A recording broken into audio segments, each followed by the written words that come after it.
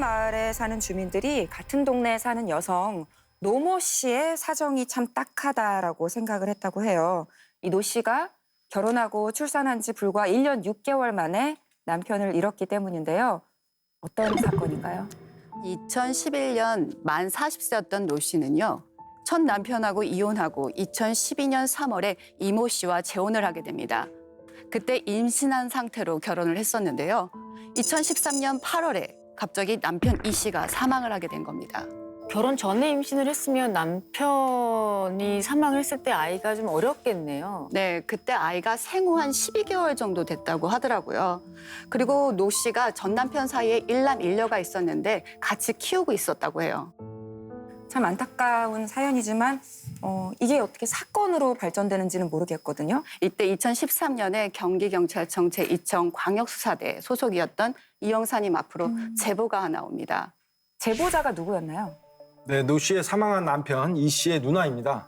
남동생 죽음에 뭔가 미심쩍한 게 있다. 수상하다고 해서 이제 제보하게 됐습니다. 뭐가 수상한 거죠? 제가 제보를 받은 것은 2013년 10월경입니다. 그해 1월에 어머니가 돌아가시고 불과 7개월 뒤인 8월에 그 남동생이 사망하게 됐습니다. 뭔가 동생이 자연사나 병사가 아닌 죽음을 맞이했다고 생각을 하는 거네요. 네, 제보자는 그 남동생의 부인이자 자신한테 올케였던 노 씨에 의심하고 있었습니다. 그런데 아무리 동생이 젊은 나이에 사망을 했다고 해도 바로 이렇게 올케를 의심하는 건 너무 억측일 수도 있지 않나요? 아니면 혹시 그런 거 아닐까요? 왜 옛날 어른들이 남편이 일찍 사망하면 왜 며느리가 잘못 들어왔다 뭐 이런 얘기도 가끔 하긴 하잖아요. 뭐 그런 거 아닐까요? 그런데 이제 제보자 입장에서는 올케를 의심할 만한 상당한 근거가 있었습니다. 남동생이 생전에 생명보험에 이제 여러 개 가입을 했었는데요. 결혼 전에 가입한 그 보험들도 있었지만 결혼하고 나서 2달 만에 생명보험에 또 이제 가입이 됩니다. 보험의 수익자는 어린 아들이었어요, 대부분은요. 근데 일부 뭐 아내도 공동 수익자이긴 했어요. 근데 이제 막 결혼을 해서 가정을 이룬 가장이니까 뭐 생명보험 정도는 충분히 들 수 있는 거 아닌가 싶어요. 또 수익자가 아들과 아내로 돼 있는 것도 당연하고요.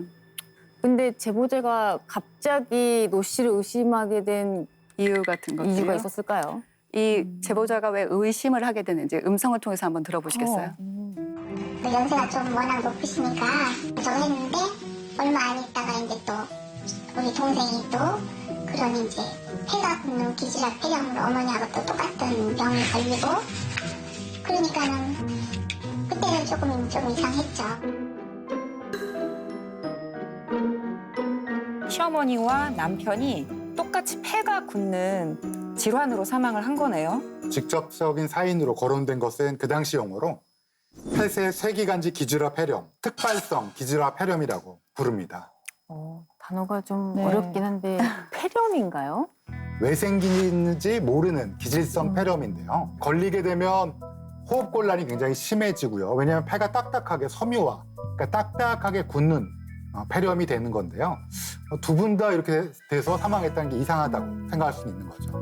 유전적인 요인 아닌가, 가족력이 있는 거 아닌가 생각할 수 있잖아요. 이 질환에는 유전적 원인을 생각하는 질환은 아닙니다. 그러니까 원인을 몰라서 특발성이란 말을 붙일 정도로. 근데 원인을 모르는데 아들과 어머니가 걸렸다. 조금 이상한 거죠. 그럼 원인도 모르고 약간 발생할 확률도 희귀한 건데 그렇습니다. 한 집안에서 2명이나 걸린 거네요. 그럼 정말 쎄한 느낌이 좀 들긴 하는데 이 정도면 부검을 좀 해봐야 되지 않을까요? 당시 병원에서 이제 진단을 받고 이제 치료도 받았다가 이제 사망했기 때문에 가족들은 부검을 원치 않았습니다. 이제 그래서 어머니는 장례를 치르고 이제 매장했고 남동생은 곧바로 이제 화장을 했습니다. 사실은 이 병이 폐렴이잖아요. 네. 그치? 그러니까 병사에 해당돼요. 그러니까 수사기관은 전혀 인지할 수 없는 상태고 가족분들이 그냥 매장하겠다, 화장하겠다 이렇게 자연스럽게 진행될 수밖에 없죠. 특히 고령자분들은 폐렴으로 워낙 많이 사망하시니까. 맞습니다. 그런데 여기서 뜻밖의 사실이 하나 밝혀집니다. 보험사에서 보험금을 노 씨에게 지급하려다 보니까 전 남편의 사망 보험금을 바로 노 씨가 수령을 받은 거예요. 아, 전 남편이 사망을 했어요. 네. 전 남편은 그 노 씨와 이혼하고 그 3년 뒤에 사망했습니다. 이혼한 전 남편의 보험금도 전 처가 받을 수 있나요? 정확하게 얘기하면은 노 씨하고 전 남편 사이에 아이들이 있었다고 네. 했잖아요. 첫째 아들 계좌로 이제 입금이 된 겁니다. 혹시 그 금액이 어느 정도였죠? 4억 4,800만 원입니다. 우와, 정말 크네요. 그때 당시 첫째 아들이 만 17세였기 때문에요. 실질적인 관리는 사실은 노 씨가 했던 거나 마찬가지죠. 그런데 이제 전 남편의 경우는 이혼을 하고 3년이 지난 뒤에 사망했잖아요. 그러면 3년 뒤에 죽을 걸 알고 미리 생명보험을 가입했을 리도 없고 3년이나 지났으면 좀 왕래도 뜸해졌을 때인데 어떻게 연결을 지어봐야 되지? 맞습니다. 통상적으로는 이 정도로는 의심하지 않죠. 근데 노 씨의 전 남편과 현 남편, 시어머니까지 사망했기 때문에 가볍게 볼 사안은 아니었습니다.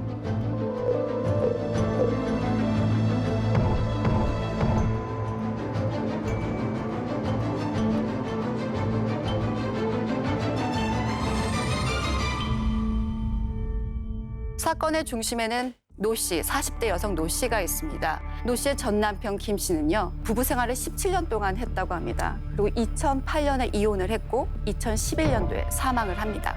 전 남편 김 씨가 사망하면서 보험금이 4억 4,800여만 원이었는데 만 17세였던 아들이 수령을 받게 됩니다. 그리고 노 씨는 2012년에 현 남편 이 씨와 재혼을 하게 됩니다. 그리고 2013년도에 현 남편은 사망하게 되고요. 그 2살 난 아들이 5억 원 가량의 보험금을 수령하게 됩니다. 그리고 여기 한 사람 더 등장하게 됩니다. 바로 시어머니는 홍 씨입니다. 홍 씨는요, 아들보다 7개월 먼저 2013년 1월에 사망합니다. 혹시 그러면 시어머니도 생명보험에 가입이 돼 있었나요? 보험금이 나온 것은 아니에요. 하지만 시어머니의 일부 재산이 노 씨 어린 아들에게 일부 상속이 됐습니다. 왜냐하면 아들이 사망을 했기 때문에 그 재산의 일부가 다시 어린 아들에게 간 거죠. 그러니까 가족 중에 총 3명이 사망을 하면서 노 씨 본인 그리고 노 씨의 자녀들이 어떻게 보면은 경제적인 수익을 얻게 된 거네요. 노 씨의 전 남편은 어떻게 사망했나요? 전 남편은 음독 자살로 종결했습니다. 자살로. 네. 혹시 그 전 남편이 음독 자살로 결론 지어진 이유가 있나요? 당시 이제 김 씨 집에서 농약 성분이 들어있는 이제 음료수가 발견이 됐고요. 타산염점은 발견되지 않았습니다. 이제 가족들은 평소 김 씨가 이제 사업 스트레스로 인해서 자살한 것 같다라고 이제 진술을 했습니다. 유족들이 부검도 원치 않았기 때문에 이제 일반 종결하게 됩니다. 아니 그럼 전 남편의 사이는 자살이니까 재혼한 남편이나 시어머니의 사망과는 섣불리 연관을 지을 수가 없겠네요. 그런데 이제 제가 제보자에게 노 씨의 전 남편이 음독 자살을 했다는 사실을 이제 알려드리니까 그 제보자께서는 네. 조심스럽게 이제 저한테 이야기를 하기 시작했습니다. 제보자 어머니께서 사망하시기 전에 하신 말씀이 이제 있었는데 네. 어느 날 자연강장제를 마시는데 냄새가 이제 역겨워가지고 화장실에서 이제 그걸 변기에 뱉은 적이 있습니다. 근데 뱉었는데 그 물질이 이제 프로스름한 색깔이 이제 띄어가지고 제보자는 그때부터 어머니가 급격하게 건강이 나빠지기 이제 시작했다고 주장을 했습니다. 이게 돌아가신 어머니가 생전에 하신 말씀이다 보니까 남아있는 근거가 없잖아요. 그렇죠. 당시 이제 저희는 그 심증만 있을 뿐이죠. 저희가 일단 사망 원인부터 이제 파악하려고 그 제보자의 남동생하고 어머니 이제 의무 기록을 전부 다 살펴봅니다. 그리고 이제 감식 요원들에게 폐렴에 대해서 이제 물어보니까 답변이 정말 충격적이었습니다. 두 분의 폐렴 원인이 독극물일 가능성이 있다라고 이제 저희에게 얘기를 해줬습니다. 첫 남편도 아까 음독했다고 했잖아요. 그러니까 뭐 직접적인 사망 원인은 달랐지만 전 남편은 다발성 장기 부전이었고 이제 지금 남편은 그리고 시어머니는 폐렴이었는데 어쨌든 근본적인 원인은 독극물일 수 있다는 거네요. 수사하는 입장에서는 이제 뭔가 심증이 확고해진 거예요. 이게 보험금을 타기 위한 고의적 살인이 아닐까 의심을 짙어진 거죠.